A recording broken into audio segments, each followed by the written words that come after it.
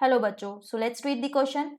Phylloclade is found in, चार option दिए गए हैं, opuntia, cactus, acacia and fourth is both 1 and 2। इनमें से हमें बताना है कि फाइलोक्लेड कौन है। सो फॉर दिस क्वेश्चन की concept you need is your concept should be build around modifications of aerial branches. You should know about modifications of aerial branches. So branches जो रहती हैं वो कुछ एरियल ब्रांचेस होती हैं जो कि कंप्लीटली एयर में रहती हैं, कुछ जो होती हैं वो थोड़ा हवा में रहती हैं एंड पार्शली हवा में होती हैं, पार्शली ग्राउंड को टच करती हैं, तो वो होती हैं sub aerial branches. Fine. And कुछ जो होती है वो कंप्लीटली अंडरग्राउंड होती हैं, उन्हें हम बोलते हैं underground stem, not branches, they are stems. Fine. तो तीनों ही तरह के स्टेम अलग अलग तरीके से मॉडिफाई करती हैं एंड मॉडिफिकेशन का मकसद एक ही है कि उन्हें अपने एनवायरनमेंट को एडॉप्ट करना है बेस्ट तरीके से, ताकि वो आराम से वहां पे ग्रो कर सके, राइट, रिप्रोड्यूस कर सके, जो भी एक प्लांट का मकसद होता है वो अपना पूरा कर सके। इसके लिए उसे क्या करना होता है, अपने स्ट्रक्चरल में कुछ चेंजेस लाने होते हैं, स्ट्रक्चर्स में चेंजेस लाती है एंड वो मॉडिफाई कर लेती है खुद को। और क्यों करती है? For adaptation. Fine. Aerial branches जो हैं वो खुद को मॉडिफाई कर लेती हैं, या तो वो टेंड्रिल्स बना लेती हैं। टेंड्रिल्स जो होती हैं वो क्लाइंबर्स को हेल्प करते हैं कि वो ग्रो कर सके अपराइट पोजीशन में, क्योंकि क्लाइंबर्स क्या रहते हैं, वीक स्टेम्स होती हैं, वो खुद से नहीं ग्रो कर सकती, टेंड्रिल्स उन्हें हेल्प करते हैं। टेंड्रिल्स किसका मॉडिफिकेशन हो सकता है? एरियल स्टेम का मॉडिफिकेशन हो सकता है, या फिर वो हुक्स बना लेती हैं। एरियल ब्रांचेस कई बार मॉडिफाई होके ये भी हेल्प करता है क्लाइंबिंग में एंड अटैचमेंट में हेल्प करता है। इसके अलावा कुछ जो है वो थॉर्न्स बना लेते हैं, ये बहुत इंपॉर्टेंट स्ट्रक्चर है थॉर्न्स। थॉर्न्स हेल्प करता है, फर्स्ट थिंग इज ये ट्रांसपीरेशन को कम करता है, मतलब लॉस ऑफ वाटर को चेक करेगा, उसको कम करेगा। हो सकता है जो प्लांट जो है डेजर्ट एरिया में रह रहे हैं, ड्राई एरिया में रह रहे हैं, वहां पे पानी की तो पहली ही कमी है, अभी वहां पे और ज्यादा ट्रांसपीरेशन होगा तो पानी तो बिल्कुल ही खत्म हो जाएगा, प्लांट जिएगा कैसे?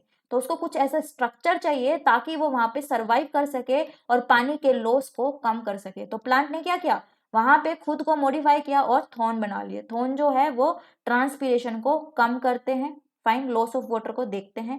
इसके अलावा ये क्या करते हैं, ये जो ब्राउजिंग एनिमल्स होते हैं, जो मतलब जो इधर उधर घूमते एनिमल्स हैं, फ्री एनिमल्स है, वो क्या करते हैं, प्लांट्स को खा जाते हैं, उन्हें हार्म कर देते हैं। तो प्लांट को क्या चाहिए, भैया हमें परेशान मत करो, तो उन्होंने कुछ ऐसा डेवलप किया जिसकी वजह से एनिमल्स दूर भागने लगे। उन्होंने थोन्स डेवलप कर दिए। थोन्स तो होते हैं थोड़े से हार्ड होते हैं ना, चुभते हैं, तो एनिमल्स नहीं आते इनके पास। तो थोन्स का दो मकसद थे। इसके अलावा प्लांट्स ने क्या किया, एक स्ट्रक्चर बनाया, फाइलोक्लेड। उन्होंने स्ट्रक्चर बनाया फाइलोक्लेड। अब हुआ क्या, इन्होंने क्या किया, स्टेम ने भाई उसको बोला लीफ को कि तुम रहने दो, फोटोसिंथेसिस हम खुद ही कर लेंगे। तो स्टेम जब मॉडिफाई हो जाती है into a structure like leaf और वो फोटोसिंथेसिस करने लग जाती है, तो वो उसको हम बोलते हैं फाइलोक्लेड। यस, ये भी होता है, ये भी एक तरह का मॉडिफिकेशन होता है। होता क्या है इसमें, विल टॉक अबाउट इट, कि लीफ जो है वो मॉडिफाई कर करके, सॉरी, स्टेम मॉडिफाई कर करके लीफ जैसी बन जाती है और फोटोसिंथेसिस करने लग जाती है। सो हियर जो स्टेम है वो मॉडिफाई होकर के लीफ जैसी हो जाएगी, एक फ्लैट सा स्ट्रक्चर बना लेगी, मतलब फ्लैटेंड हो जाएगी, it became flattened and start performing photosynthesis. Yes, it start performing photosynthesis. Leaf को बोल देती है भैया तुम रहने दो, हम खुद ही कर लेते हैं, फाइन। एंड जो लीव्स इसमें प्रेजेंट होती हैं, लीव्स होती हैं, वो क्या करने लग जाती हैं, वो स्पाइन्स बना लेती हैं, फाइन, वो स्पाइन्स बना लेती है। स्पाइन जो है ना वो हमेशा लीफ का मॉडिफिकेशन रहेगा और थॉर्न्स हमेशा स्टेम का मॉडिफिकेशन रहेगा, please do remember this, fine. तो see this diagram, I will make clear to you. See this diagram, इसमें जो ये आपको स्ट्रक्चर नीचे दिखाया गया है, दिस इज स्टेम, ये स्टेम है जो कि चेंज हो गई है, एक फ्लैट सा इसने स्ट्रक्चर बना लिया है, जिसको हम क्या बोलेंगे अब, फाइलोक्लेड बोलेंगे। This is now phylloclade, fine. And इसमें जो ये आपको दिख रहे हैं ये इसकी ब्रांचेस हो सकती हैं, कि ये ब्रांचेस हैं, ये भी फ्लैटेंड स्ट्रक्चर बना लिया है, तो ये भी एक फाइलोक्लेड बना लिया है, ये एक इसकी ब्रांच है। ये भी कैसे ग्रो करने लग गई है, फाइलोक्लेड की तरह।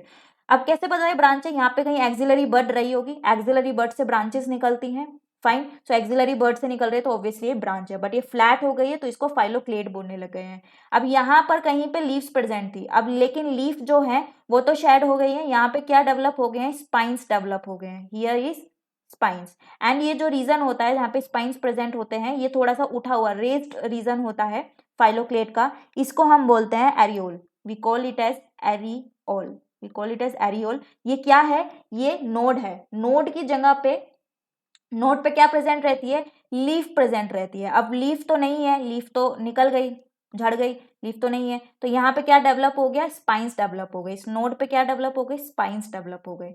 लीफ की जगह स्पाइंस, तो लीफ किस में मॉडिफाई हो गए? स्पाइंस में डेवलप हो गए। ये एरियोल है एंड फाइलोक्लेड है। तो स्टेम जो है वो फ्लैटेंड स्ट्रक्चर में डेवलप हो गई, फोटोसिंथेसिस करने लगी, और लीफ जो है वो स्टेम बना लिया उसने। ये है फाइलोक्लेड। अभी जो फाइलोक्लेड है ये किस किस में आपको मिलेंगे, इसके एग्जांपल्स क्या मिलेंगे? Let's see. First is opuntia. Opuntia is the right answer, क्योंकि ओपेंशिया जो है वो एक डेजर्ट और ड्राई एरिया में रहता है। यहाँ पे उसे नीड है कि वो पानी बचाए। फाइन। एंड जो ये स्टेम का फ्लैट हो जाना और फोटोसिंथेसिस करना, ये एक रीजन होता है इसी एक रीजन होता है पानी को सेव करने का, क्योंकि इसमें ओपेंशिया जो है अपनी इन स्टेम के अंदर पानी को स्टोर भी करके रख सकता है।